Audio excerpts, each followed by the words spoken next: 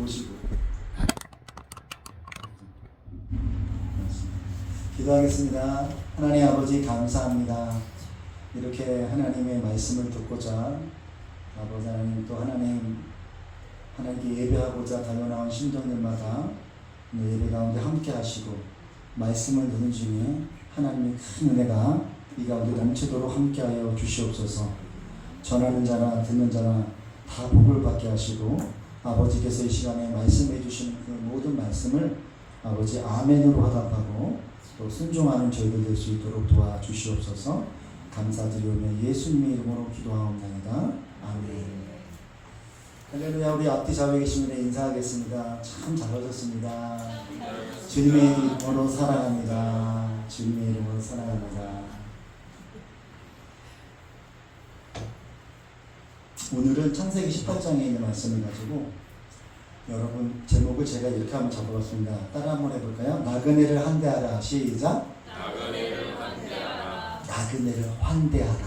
환대한다는 뜻이 반기고 즐겁게 맞아들이라는 얘기죠. 예, 나그네를 환대하라.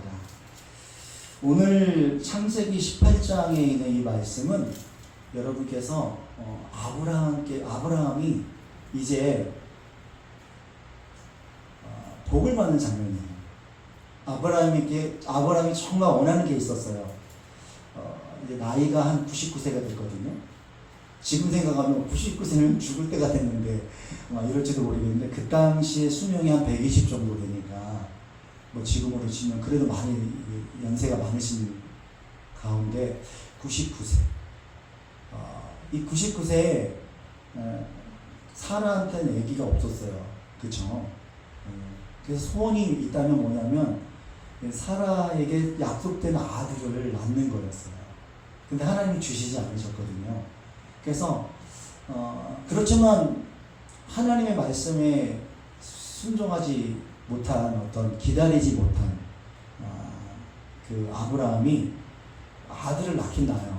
여러분이 잘 아는 이스마엘을 낳습니다. 이스마엘이 13살 되었을 때예요. 오늘 본문의 내용을 우리가 좀 살펴보면 이렇게 아브라함이 그런 상황, 이 배경을 알려면 18절 그 전에는 뭐가 있을까요? 17절이 있겠죠. 17장이 있겠죠. 그 17장 내용이 어떤 내용이냐면 이런 내용이에요.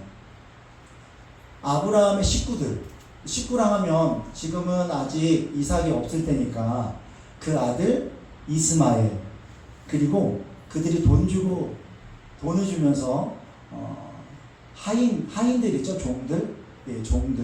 또 그 식구들에 태어난 식구들 중에 아들, 남자아이들 얘기하는 거예요. 남자아이들 전부 다. 그러니까 99세 먹은 아브라함을 비롯해서 모든 남자들이 어떤 행위를 하냐면 할례를 행합니다. 할례는 남자의 그 표피를 끊어서 표식을 주는 거잖아요. 포경수술하고는 좀 다르죠. 어쨌든 그 표식은 그때부터 뭐가 되냐면 하나님의 백성이 되는 표식이에요. 그래서 이제 아브라함이 갈대아 우르를 떠나서 전혀 하나님을 알지 못했던 상황에서 이제 하나님의 백성이 됐다는 표예요. 이게 이제 신약시대 때는 어떻게 되죠? 이런 행위를 하지 않잖아요. 우리는 그것이 예표인데 어떤 예표예요?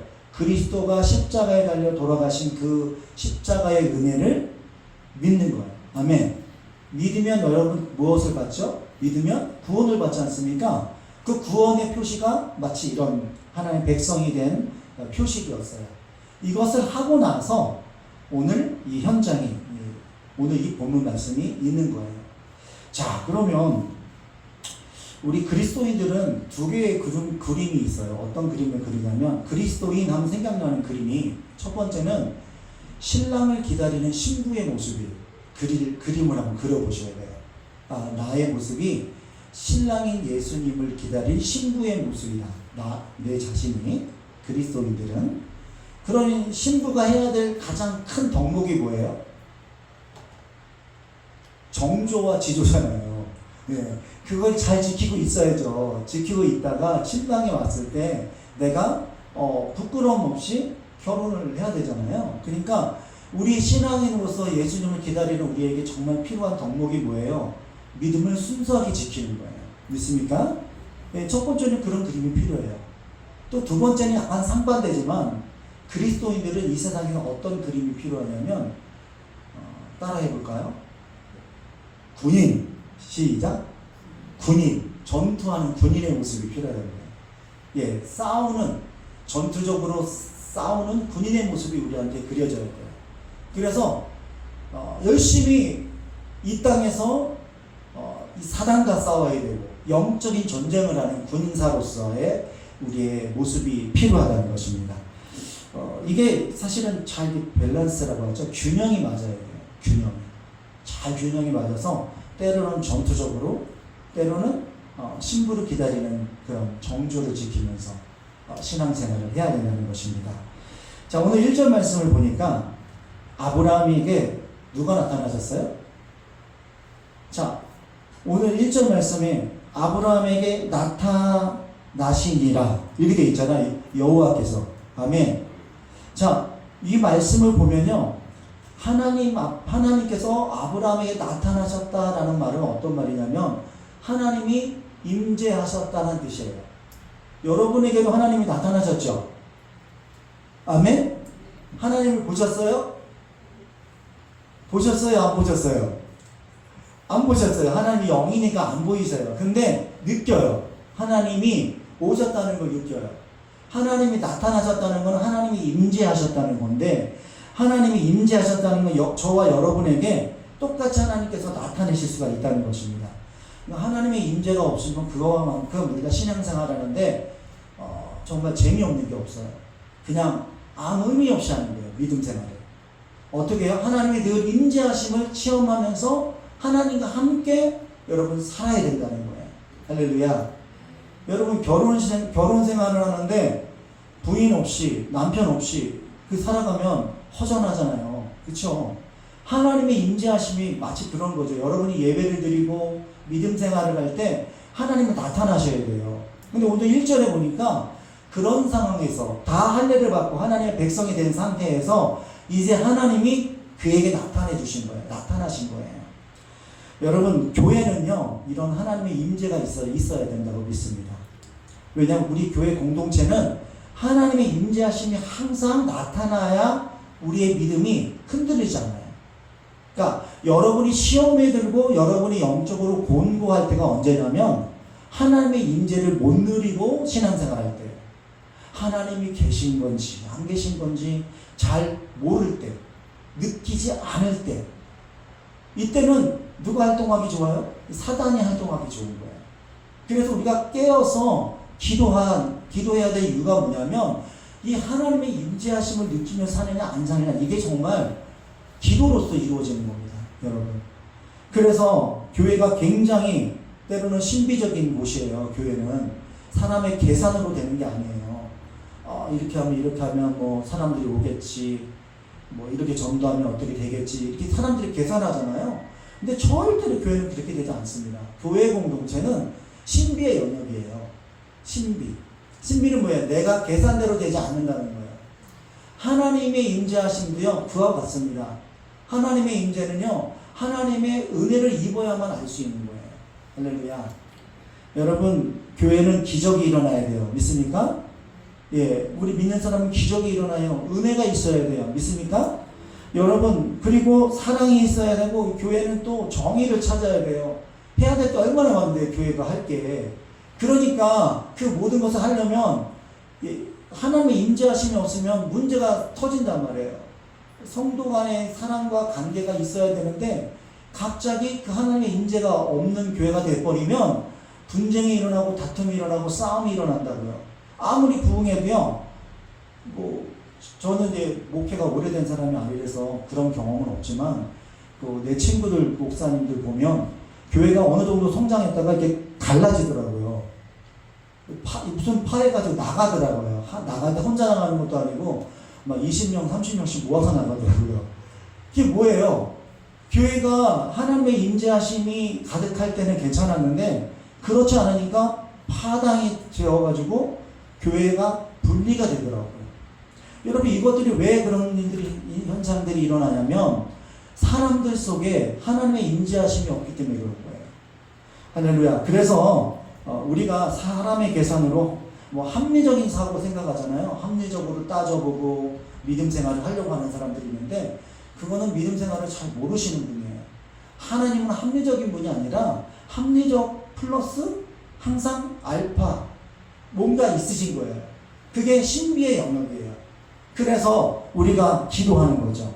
그래서 함부로 누구를 판단하거나 교회를 판단하거나 이러면 안 돼요.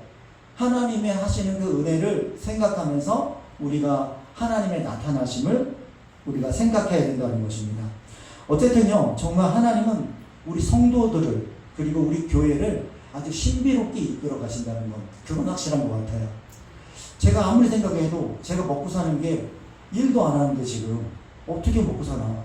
계산으로는 안 나오거든요.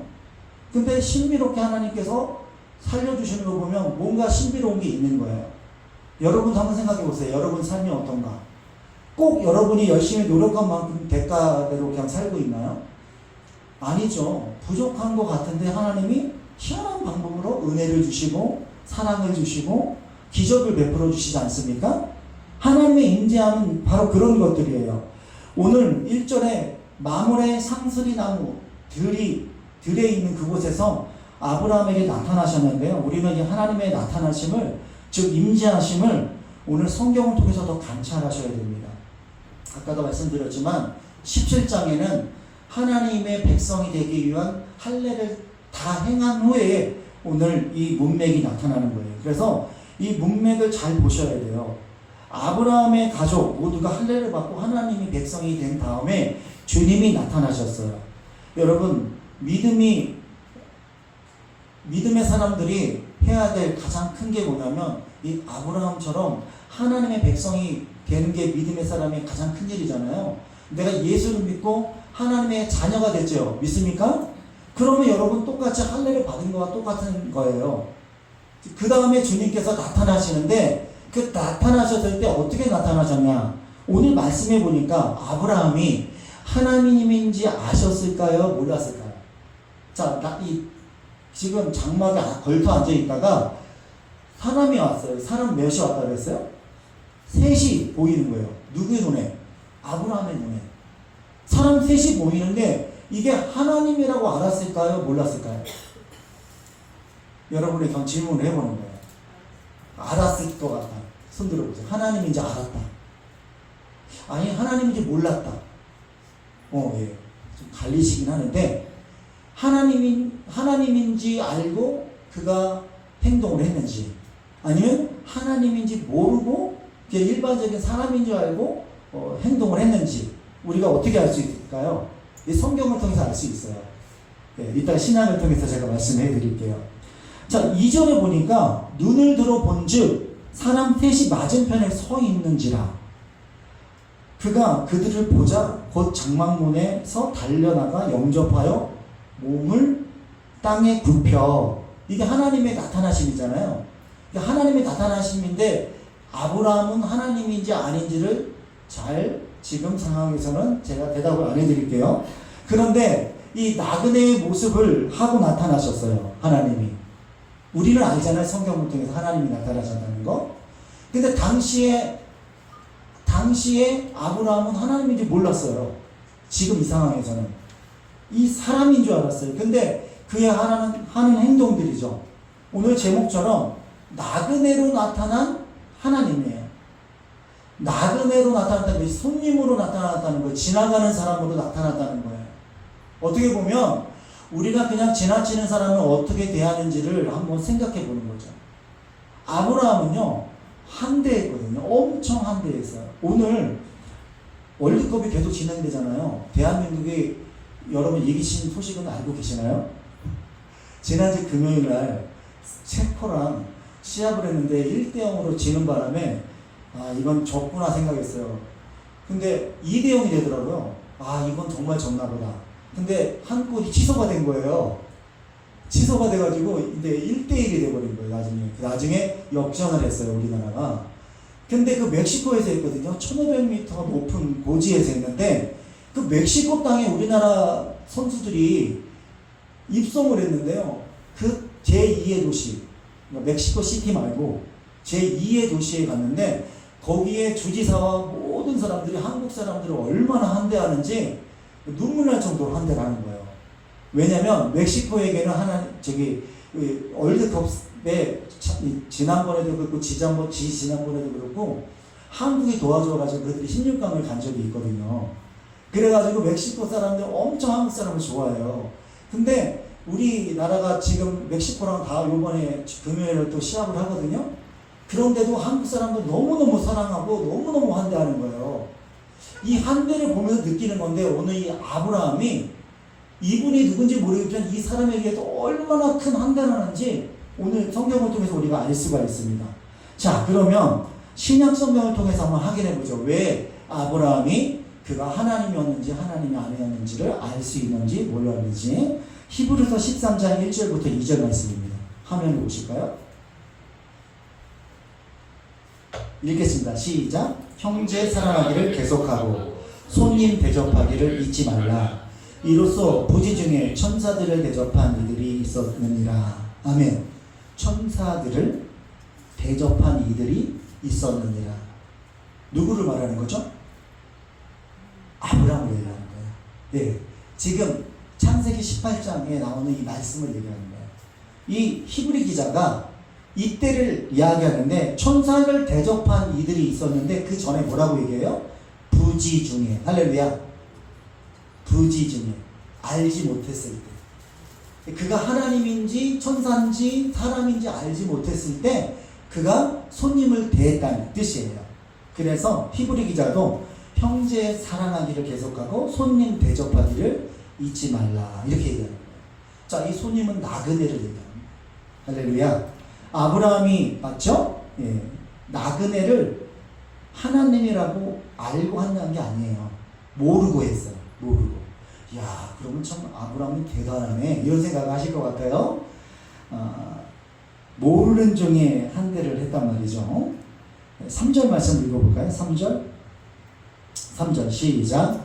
내 주여 내가 주께 은혜를 입었사오면 원하건대 종을 떠나 지나가지 마옵소서. 여기 보면 내 주여 내게 주께 은혜를 입었으면 이렇게 얘기했는데 여기서 내 주여라고 하니까 우리가 주님인지 알았다고 착각하는 거예요. 그러니까 아브라함이 내 주여 하는 이 주가 오 로드 얘기하는 게 아니에요. 오 갓 이렇게 하나님을 찾은 게 아니고 이게 이스라엘 유대인들의 전통적인 언어 생활이었어요. 어떤 생활이냐면 손님들에게 좀 환대를 하는 손님들에게 하는 말이에요. 그래서 괜히 높여드리는 말이죠. 주님이라고. 예. 근데 진짜 하나님을 얘기하는 게 아니었어요. 그럼 우리가 착각할 수 있는 그런 내용이죠. 유대인들의 전형적인 형식의 어투입니다. 예, 유대인들에게는 어떤 법이 있었냐면 따라해볼까요? 나그네 환대법. 시작. 나그네 환대법. 그들의 전통 중에 하나가 손님이 오면 나그네가 오면 이 성경에 보면 나그네를요 쫓아버리는 건 거의 없어요. 전부 다 반을 내주고 집을 내주고 그들을 환대합니다. 근데 여러분 거기 창세기 28장에 보면 야곱이 노숙하잖아요. 노숙. 밖에서 잠을 자잖아요. 돌베고 되고. 야곱의 그 처지가 그때 나타나는 거예요. 웬만하면 집을 얻을 수가 있어요. 방을 얻을 수가 있어요. 그런데 야곱의 처지가 얼마나 그를 재워줄 사람이 없을 만큼 상황이 안 좋았던 걸 얘기하는 거예요. 유대인들은요 나그네를 아주 환대하는 법을 가지고 있었어요. 그래서 아브라함이 이 하나님인 줄 알고 천사인 줄 알고 환대한 게 아니에요. 일부러 한 게 아니에요. 이거는 그들의 전통대로 나그네를 환대한 겁니다. 나그네를 환대한 거예요. 알지 못하는 가운데 했다는 얘기죠. 주여라는 습관을 가지고 하나님을 지칭하는 것이 아니라 손님을 아주 높여 부르는 이야기를 했는데, 그러니까 사람 셋을 자신도 누구인지 모르고 어떤 영문인지도 몰라요. 그냥 영접한 거예요. 자, 그러면 왜 할례를 막 끝난 이 시기에 주님께서 아브라함에게 나타나셨나 이거죠. 여러분 신명기 말씀 한번 더 볼게요. 신명기 10장 16절부터 19절인데요. 자, 읽어보겠습니다. 시작. 그러므로 너희는 마음에 할례를 행하고 다시는 목을 곱게 하지 말라. 너희 하나님 여호와 신 가운데 신이며 주 가운데 주시오 크고 능하여 두려우신 하나님이시라. 사람을 외모로 보지 아니하시며 뇌물을 받지 아니하시고 고아와 가부를 위하여 정의를 행하시며 나그네를 사랑하여 그들에게 떡과 옷을 주시나니 너희는 나그네를 사랑하라. 전에 너희도 애굽 땅에서 나그네 되었습니다. 아멘. 유대인들은요 이런 한대법이 어디서 나온지를 알 수가 있는 거죠. 예, 하나님께서 그들에게 그런 마음을 주셨는데 어떤 거냐면 너희들도 이미 그 전에 애굽에서 뭐였어요? 손님이었다는 거예요. 나그네였다는 거예요. 자기네 집이 아니었다는 거예요. 잠시 들렸던 그런 애굽 생활을 했다는 거예요. 거기에 속박되어서 종노릇을 하고 있었어요. 400년 넘도록. 그런 나그네였던 너희를 하나님께서 어떻게 했어요? 이끌어서 자유를 주신 겁니다. 아멘.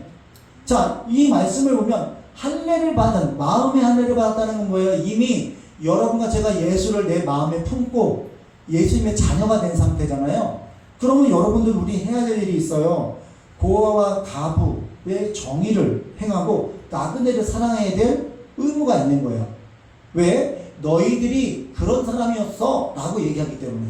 우리가 그런 사람이었는데 주님께서 십자가에요 달려 죽으시고 나를 사랑하셔서 이렇게 자유도 주시고 은혜를 주시고 구원을 주셨잖아요.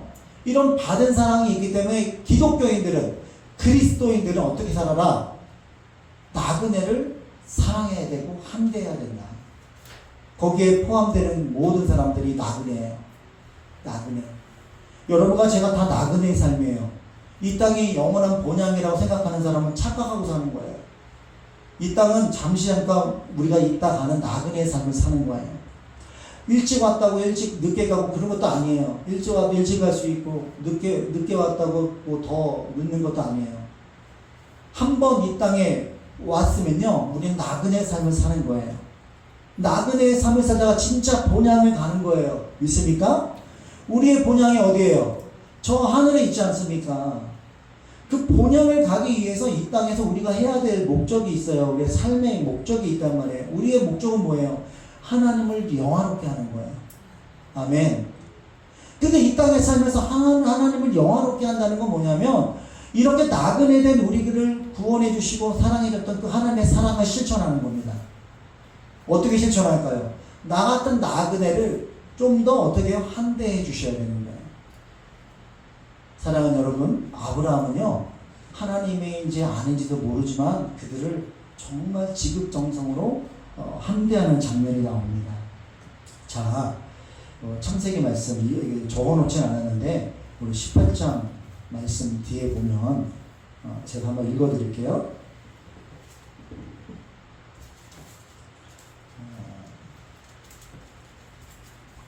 자, 5절까지 우리 같이 봤잖아요. 6절부터 15절까지 쭉 보면 어떤 내용들이 나오냐면, 그래서 이제 아브라함이 사라한테 가서 고운 가루를, 곡식 가루를 갖고 오라 그래가지고 떡을 만들라고 하죠. 자, 얼마나 지극정성했는지 제가 보여드릴게요. 6절 말씀을 보니까 사라에게 이르되 속히 고운 가루 세 스아를 가져다가 반죽하여 떡을 만들라 하고, 7절 아브라함이 또 가축대에 있는 곳으로 달려가서 기름지고 좋은 송아지를 잡아 하인에게 주어서 급히 요리를 하나가 시켰죠. 아브라함이 엉긴 젖과 우유와 하인들이 요리한 송아지를 가져다가 그들 앞에 차려놓고 나무 아래서 모셔 섬에 그들이 먹으니라. 9절 말씀에 그들이 아브라함에 이르되 내 아내 사라가 어디 있느냐 대답하되 장막에 있나이다. 자, 어떻게 한대했어요? 먹을 것도 주고, 그렇죠? 쉴 곳도 마련해주고 가장 좋은 것을 가지고 대접을 했어요. 이게 한대하는 방법이었어요. 진짜 순수하게 내가 뭘 얻으려고 한 게 아니라 정말 순수하게 했더니 그들이 나중에 은혜를 주시죠. 9절, 10절, 11절, 12절 계속해서 어떤 정말 아브라함이 사라가 정말 원했던 그 자식을, 야 이제 내년이 되면 1년 후에 너에게 아들의 소식이 있을 거야. 이렇게 은혜를 주셨어요. 야, 얼마나 좋겠어요. 사라가요, 뭐라 그래요? 사라가 오늘 말씀해 보니까 12절에 보니까 11절 말씀에 여성의 생리가 끊어졌는지라, 이미 생리가 끊어져서 임신을 할 수 없는 상태였거든요. 그러니까 사라는 합리적인 사고로 뭐라고 해요? 속으로 웃었어요. 내가 노쇠하였고 내 주인도 늙었는데 내게 무슨 즐거움이 있으리요. 할 수 없다는 거예요. 인간의 합리적인 생각으로는 이미 맞아요. 그게 나을 수가 없어요. 근데 하나님께서 왜 웃냐? 그랬더니 사라가 속으로 웃었잖아요. 겉으로는 안 웃었는데요. 네가 웃었다. 이제 그렇게 이제 말씀이 마치게 되는데, 정말 하나님께서 1년 후에 그에게 정말 사랑하는 이 아들 이삭을 하나님께서 주십니다. 할렐루야. 사랑하는 여러분, 하나님께서는요 나그네를 환대하는 그들에게 복을 내려주세요. 아멘. 여러분과 제가 그럼 어떤 나그네를 환대해야 될까? 여러분께서 그것 한번 고민해 하셔야 돼요. 여러분, 제가 나그네입니까? 누굽니까? 저 나그네죠? 여러분도 나그네예요. 다 하나님 앞에. 우리가 서로 나그네 환대법을 같이 좀 하셔야 돼요. 여러분과 제가 친해져야 돼요. 믿습니까? 친해지는 이유가 여러 가지가 있어요. 같이 밥을 먹어도 친해지고, 같이 대화를 많이 해도 친해지고. 근데 이게 믿음 안에서 형제 자매들이요 서로 환대하셔야 돼요. 서로 반갑게 맞아주고 반갑게 생활하셔야 돼요. 이게 기본이에요. 환대하는 기본. 그러니까 여기서 환대하지 않으면 다른 사람 환대하기 어렵다는 얘기죠. 할렐루야. 여러분, 환대하는 여러분이 되시길 주의 이름으로 축원합니다. 신약성경 마태복음 25장을 한번 보겠습니다. 34절부터. 자, 우리 예수님께서 비유로 말씀하시는데요. 한번 볼까요? 우리 어느 형제 저기 그 에어컨 좀 꺼주세요. 보니까 좀 추우신 것 같아서. 마태복음 25장 34절과 40절 말씀을 같이 한번 읽어보겠습니다. 시작. 그때의 임금이 그 오른편에 있는 자들에게 이르시되, 내 아버지께 복받을 자들이여, 나와 창세로부터 너희를 위하여 예비된 나라를 상속받으라. 내가 줄일 때 너희가 먹을 것을 주었고, 목마를 때 마시게 하였고, 나그네 되었을 때 영접하였고, 헐벗을 때 옷을 입혔고, 병들었을 때 돌아보았고, 옥에 갇혔을 때 와서 보았느니라. 이에 의인들이 대답하여 이르시되, 주여, 우리가 어느 때 주께서 줄이신 것을 보고 음식을 대접하였으며 목말하신 것을 보고 마시게 하였나이까? 어느 때에 나그네 되신 것을 보고 영접하였으며 헐벗은 것을 보고 옷 입혔나이까? 어느 때에 병드신 것이나 옥에 갇힌 것을 보고 가서 배웠나이까? 하리니 임금이 대답하여 이르되, 내가 진실로 너에게 이르노니 너희가 여기 형제 중에 지극히 작은 자 하나에게 한 것이 곧 내게 한 것이리라. 아멘. 자, 오늘 이 마태복음 말씀 보니까 어떤 사람을 우리가 환대해야 되는지를 아주 정확하게 자세하게 말씀하고 있어요. 누구예요? 지극히 작은 자에게. 할렐루야. 오른쪽에 있는 사람들이라고 했잖아요. 오른편에 있는 사람은 의로운 사람들을 얘기하거든요. 그리고 실제로 저 위에 의인들의 그 이야기를 듣고 의인들이 대답을 하죠. 저희가 그런 적 없는데요. 언제 그랬어요?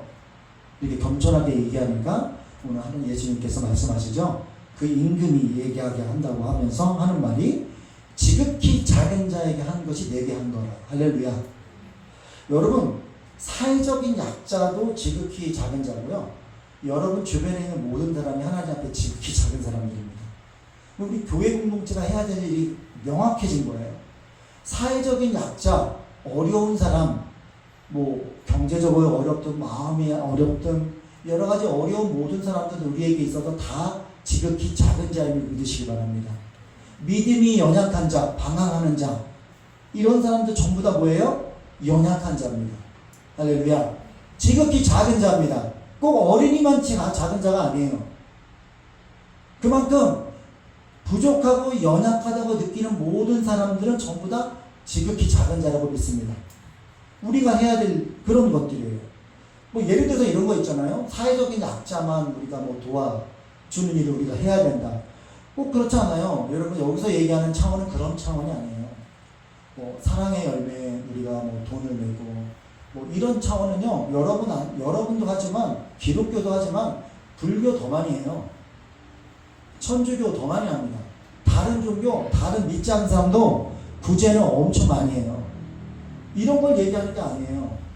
오늘 그 한 대는 우리에게 주신 한 대는 하나님께서 지극히 작은 자에 속한 주인 우리가 왜 그런 사람들을 도와줘야 돼요? 라고 우리에게 묻는다면 하나님께서 하신 말씀을 꼭 기억하셔야 돼요. 너희도 예굽에 있을 때 뭐였다? 나그네였다. 애굽에 속박되어 있었고 종로를 타고 있었는데 나그네인 너희를 하나님이 한 대에서 자유를 주셨어요.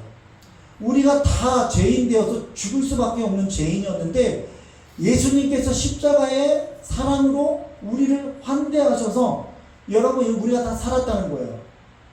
하나님은요 그래서 고와 가부 사회적 약자를 딱 지칭한 것 이거 왜 그러냐면요 여러분과 제가 사회적인 약자들을 정말 왜 도와야 되는지를 명확하게 가르쳐 주실 말씀이에요. 지극히 작은 자 이 한 사람에게 너희들이 어떻게 한대를 하게 되면 그 속에 하나님이 주신 그 보화를 숨겨놓은 거예요. 그 속에 숨겨놨다고요. 어디에요? 지극히 작은 자에게 숨겨놓으신 거예요. 보화를. 어떤 걸 숨겨놓으셨는데요?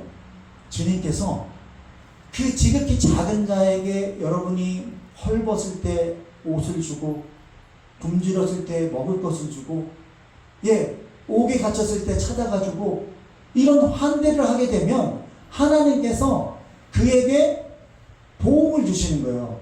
그 은혜를 주시는 거예요. 누구에게? 내가 전한 자에게. 아브라함이 지금 환대를 했어요. 가장 큰 수원을 받았어요? 못 받았어요? 아들을 받았어요. 아들의 약속을 받았다는 거예요. 이게 뭐예요? 하나님의 약속이 성취되는 거예요. 우리의 가장 큰 보응이 뭐예요? 돈입니까? 명예입니까? 뭐 자녀가 잘 되는 겁니까? 우리의 가장 큰 보응은 하나님의 약속이 이루어지는 거예요. 아멘. 하나님이 말씀하셨어요. 내가 너를 저 하늘에 있는 무별같이 네 민족을 크게 이룰 거고 저 바다의 모래알같이 네 민족을 이룰 텐데 하나님이 그 약속을 주셨거든요. 근데 나이가 99세가 됐는데 그때까지 안 주는 거예요. 안 준다고 생각한 거예요. 근데 하나님은 약속의 말씀을 어떻게 해요? 이렇게 나그네를 환대하니까 하나님께서 그에게 복을 주신 거예요. 언약의 말씀을 성취해 주신 거예요. 할렐루야. 이게 우리 크리스찬들이 가장 받아야 될 큰 복입니다. 돈을 억만금 주는 것보다 하나님의 약속이 이루어지는 게 우리에게 가장 큰 은혜고 가장 큰 복인 줄을 믿으시기 바랍니다. 그러니까 우리가 해야 될 건 당연한 거죠. 약자, 지극히 부족한 사람을 우리가 어떻게 해야 돼요? 함대하셔야 돼요. 그러면 그 속에서 하나님께서 우리에게 약속의 말씀을 이루어 주시는 거예요. 이것이 하나님의 큰 은혜가 있다는 것을 기억하시기 바랍니다. 사랑하는 여러분, 우리 교회가요 현실적으로 보면 거의 개척교회예요. 제가 처음 이제 7월 달에 예배를 드리고 9월부터 우리 노회에서 허락해서 그때부터 담임 목사를 하고 있거든요. 그러니까 실제로는 서류상은 9월부터 제가 온 거예요. 제가 7월부터 여러분을 만났지만 그때 여기 앉아 계신 분이 많지 않으셨어요. 하나님께서 저를 이곳에 불러주시고 이제 개척교회를 주신 거죠. 근데 마음속에는 그런가 하나님이 요즘에는 개척교회 잘 안 돼요. 아시죠? 개척교회 하면 하지 말라 그래요. 교회에서 개척교회를 안 시키고 뭘 시키냐면 대부분 이제 교회에서 성도들과 재정을 다 같이 해서 이렇게 분립개척을 시켜줘요. 그게 대세예요. 예전에는 본인들이 교회를 이렇게 쪼개가지고 큰 교회가 지교회를 세웠거든요. 이렇게 지교회를 세웠는데 이제 그것도 이제 맞지 않다 그래가지고 예를 들어서 몇백 명이 되면 한 100명 정도 가실 분을 모집해가지고 거기서 훈련 받으신 목사님하고 같이 떼어서 재정도 얼마큼 도와주고 이렇게 해가지고 진짜 가서 목회를 할 수 있도록 도와주는 분립개척을 많이 시킵니다. 저는 그런 분립개척을 할 수 있는 상황이 아니었고 운하 목사님께서 은혜를 주셔가지고 제가 이 자리에 왔는데 와서 예배를 개척교회의 마음을 드렸는데 하나님께서 우리 사모랑 그렇게 기도했어요. 하나님께서 분립개척 시켜주신 것이야 이렇게 믿고 진짜 생짜배기가 아니잖아요. 그래도 몇 분이 앉아 계셨잖아요. 그러니까 얼마나 감사한지 몰라요. 그래서 그분들하고 지금 1년 가까이 이제 우리가 열심히 지금 달려오고 있어요.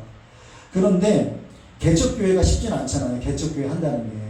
왜냐하면 우리 뭐 다 알고 계시지만 이렇게 계단이 우리가 만약에 개척교회로 오셨다가 여기에 머무를까 말까 고민을 하시는데 야 여기는 안 되겠다라고 생각을 만약 하게 되면 그 숫자로 세면 엄청 많을 거예요. 뭐 계단이 있어서 안 돼, 성도가 없어서 안 돼, 뭐 4층이라서 안 돼, 뭐 여러 가지 이유를 대려면 엄청 많을 거예요. 만약에 그런 거 다 생각하고 만약에 주님께 예배를 드린다 그러면 쉽지 않은 거죠. 근데 여기 앉아 계신 여러분들을 보면 참 감사하고 대단한 분들이라고 생각해요. 왜냐하면 순수하게 하나님을 섬기시는 여러분들이기 때문에 그래요. 이렇게 지극히 연약한 교회를 내가 사랑하고 한대하면 반드시 여러분에게 하나님께서 복을 주실지 저는 확신합니다. 하나님께서 아브라함에게 복을 주신 것처럼 여러분들에게 복을 줄 거라고 저는 믿습니다. 여러분 제가 연약한 우리 교회에 방문하시는 모든 분들이 다 천사 같다고 생각이 돼요. 그래서 부족하지만 우리 사모는 당연히 목사의 아내니까 여러분을 밖에서부터 한대를 하지만 우리 성도님들은 훈련되신 분들이 없어요. 제가 우리 최현정 성도님 계신데 우리 교회 온 지 얼마 되지도 않은 12월 달부터 오셨거든요. 그러니까 이제 6개월 성도 뭐 직분이 있는 것도 아니고 아무것도 아니고 나래 어머니예요. 나래 꼬마의 어머니인데 우리 그 어머니께 부탁을 드렸어요. 우리 교회 오시는 성도님 주보를 좀 나눠주세요. 이렇게 안내 쉽게 얘기하면 훈련받고 이게 좀 이렇게 갖춰진 교회 같으면 훈련을 받아가지고 이렇게 해야 되는 것인데 우리는 그냥 마음으로 좀 해주시면 감사하겠습니다. 그랬더니 거절하지 않으시고 그냥 뭐 서서 하면 되지 이렇게 말씀하시면서 이렇게 해주시는 분도 있고 얼마 안 우리 성도들은요 진짜 신앙이 여기서 훈련받은 적은 없으세요. 아직 믿음도 연약하시고 그런데 하나님께서 우리 교회에 훌륭하신 분들을 보내주세요. 생각해보세요. 하성제일교회가 개척교회 같은 교회인데 이제 생짜박이 믿지 않는 사람을 구원해서 전도해가지고 여기 앉혀가지고 그렇게 개척교회라면 얼마나 오랜 시간 걸리겠어요. 하나님은 그래서 급하니까 어떤 분을 보내주신 줄 아세요? 다 다른 교회에서 장로님, 권사님, 집사님 이런 분들을 다 보내주세요. 진짜예요. 제가 말씀은 같이 안 하지만 그분들이 제가 권사님이라고 불러드릴까요? 이렇게 얘기하면 뭐라고 말씀하시냐면 아니에요. 그냥 성도라고 해주세요. 성도가 가장 귀한 말이긴 한데 그래도 직분을 불러드릴게요. 아니에요. 성도로 해주세요. 근데 알고 보면 성도의 역할, 일반 성도의 역할이 아니라 다른 데서 훈련받아가지고 이곳에 오신 분들이에요. 대부분들이. 심지어는요. 여러분 주일날 아니고 주중에 오시는 분들 계세요. 권사님, 장로님 이런 분들이 주중에 나와서 예배를 드린 분들 계시거든요. 하나님께서 이 부족한 교회에 그런 분들을 보내주셔서 빨리 급하니까 그분들을 통해서 기초를 세우기 위해서 하나님께서 보내주시는 거 저는 확신합니다. 그래야 그 다음부터 하나님께서 든든하게 선 상태에서 복음을 증거하고 새로 오신 분들이 왔을 때 정착할 수 있도록 이렇게 준비를 시켜주냐고 저는 생각을 합니다. 사랑하는 여러분, 로마서 12장 8절 말씀 이제 한번 읽겠습니다. 시작. 위로하는 자면 위로하는 일로, 구제하는 자는 성실함으로, 다스리는 자는 부지런함으로, 긍휼을 베푸는 자에게는 즐거움으로 할 것입니다. 할렐루야. 우리가 나그네 한 대를 해야 될 때 어떻게 해야 되냐면 로마서에서는 구제와 긍휼을 얘기하는데 성실과 즐거움으로 하라고 합니다. 누군가를 약자를 연약한 자를 돕고 애를 쓸 때 어떻게 해야 되냐면 제일 중요한 게 성실함이에요. 예를 들어서 여러분 어떤 분을 돕는다 합시다. 아주 가난한 사람을 돕는다고 해요. 한 달에 얼마씩 돕는다고 해요. 근데 가난한 사람은요, 그 한 달에 예를 들어서 그 10만 원이 들어온다. 그럼 10만 원을 학수고대 기다리세요. 그런데 자기가 매달 주기로 해놓고 매달 안 준다 그러면 어떻게 될까요? 달라고 그럴 수도 없고 이 사람 힘들지 않겠어요? 오늘 국률을 여기거나 또 우리가 구제할 때는요, 적어도 성실하게 해주셔야 돼요. 성실하게. 그래서 누군가를 돕는다는 건 되게 성실하게 필요한 거예요.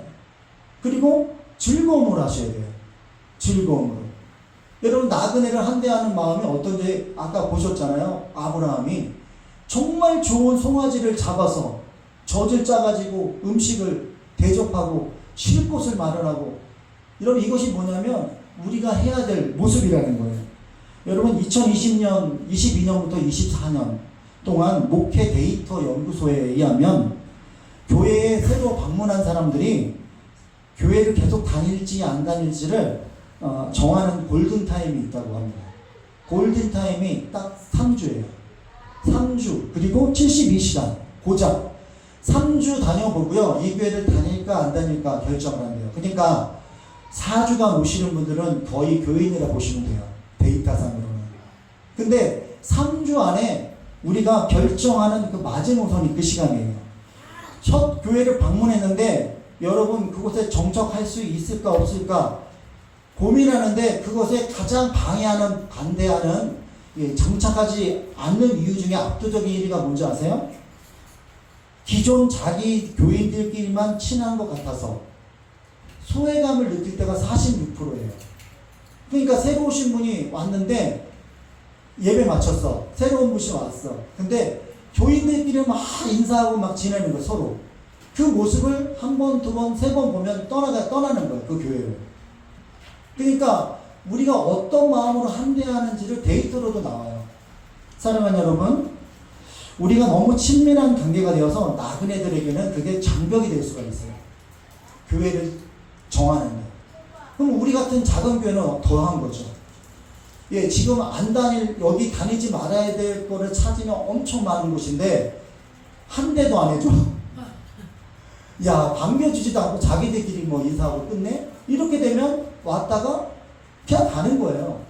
그건 어쩔 수 없는 거예요. 그러니까 여러분과 제가 적어도 어떤 마음을 가져야 되냐면 오늘 아브라함이 했던 것처럼요. 그 한 대의 태도를 찾아보셔야 돼요. 순수하게 우리가 어떻게 해야 되는지 요것만 마치고 시간이 조금 지났지만 마치도록 할게요. 우리가 다른 건 몰라도 저와 여러분이 요거 하나는 실천하고 살자고요. 다른 건 그냥 그대로 하시면 되는데 예배를 마치고 축도를 다 마쳤어. 근데 어떤 성도님이 새로 오셨다가 축도할 때 가시는 분도 계세요. 물론 그때는 어쩔 수가 없죠. 우리 사모님이나 뒤에 계시면 한 대 하시겠지만 축도를 마치고 아멘 했어. 그러면 아는 사람들끼리는 서로 인사 나중에 하시자 이거예요. 딱 5분만, 3분만. 3분은 어떻게 해야 될까요? 3분은 새로 오셨거나 방문하셨거나 오신 지 얼마 안 되신 분에게 인사를 하자고요. 그 정도는 하실 수 있죠. 저와 여러분이 어떤 말을 할까요? 인사도 하고 어떻게 지냈냐고 같이 예배 드려서 감사하다고 인사하고 시간 되면 식사 같이 하자고 인사하시고, 그렇죠? 이런 한 대가 적어도 우리 안에 있어야 되는 거예요. 왜냐하면 친한 분들은 이따가 얘기해도 되잖아요. 뭐 내가 쌩까도 괜찮잖아요, 솔직히. 근데 그렇지 않은 분들은 어때요? 서먹서먹하고 있다가 그냥 슬그머니 빠진단 말이죠. 우리 교회는 뭐 대형 교회가 아니니까 뭐 그거보다 덜하겠지만 그래도 여러분의 그 미소가 그 한 대가 아브라함의 한 대처럼 될 줄 저는 확신하고 믿습니다. 믿으십니까? 여러분, 그래서 이렇게 한대하는 자에게는 하나님께서 복을 주신다. 이거는 기복신앙이 아니에요. 이렇게 하니까 복 준다. 이게 아니라 하나님께서 그렇게 한대하고 나서 하나님께서 약속의 말씀으로 하나님께서 은혜를 주신다는 거예요. 여러분에게 하나님께서 가장 원하는 소원들이 있잖아요. 그 소원이 무엇인지 모르겠지만 약속의 말씀으로 여러분에게 함께 해주실 거라고 확신이 됩니다. 자, 그래서 마음속에 확신을 가지고 여러분 대답을 해주셔야 돼요. 자, 나는 예배 마치고 한 3분 정도는 처음 보는 분들, 자주 안 보는 분들과 안 보는 분들에게 인사하겠다. 속으로 대답해 주세요. 아멘. 네. 그러면 그것이 한 대의 시작일 거라고 저는 믿습니다. 말씀을 마치도록 하겠습니다. 기도하시겠습니다. 사랑의 아버지 하나님, 오늘 말씀에 순종하는 귀한 복을 통해서 주님 기적을 베풀어 주시옵소서. 반드시 잘되게 하는 복이 하나님 가운데 이루어질 줄을 믿습니다. 나그네를 지극히 작은 자를 환대할 수 있는 저희들 되게 하셔서 우리 모든 교회가 우리 성도들이 주님의 언약의 말씀으로 축복받은 귀한 우리의 심령들이 될 수 있도록 도와주옵소서. 감사드리며 예수님의 이름으로 기도합니다. 아멘. 우리 마지막 다 같이 일어나서 26장 찬양하시고 축복으로 예배 마치겠습니다.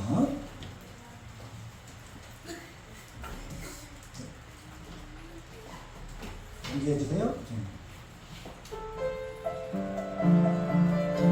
저 높은 하늘 위로, 저 높은 하늘 위로 하얀 떠오르듯이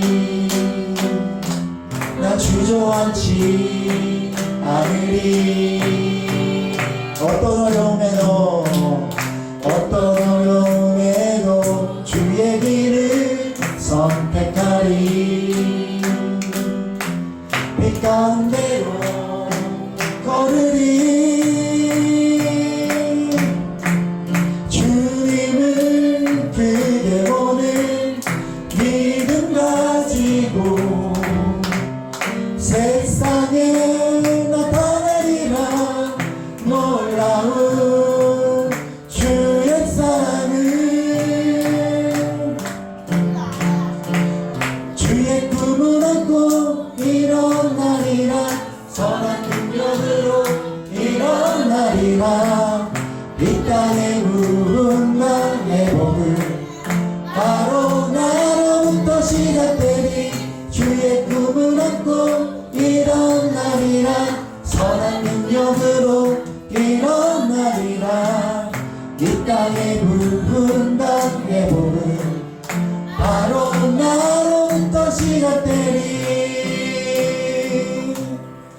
이제는 우리 구주 예수 그리스도의 끝의 은혜와 놀라우신 하나님의 사랑과 성령님 감화감동 교통하심이 오늘 나그네를 또 지극히 작은 자를 사랑하고 한대하겠다고 마음속에 다짐하고 돌아가는 우리 모든 성도들이 어린 자녀들과 직장과 사업과 생활이 이제부터 영원토록 함께 하시를 간절히 축원하옵나이다. 아멘.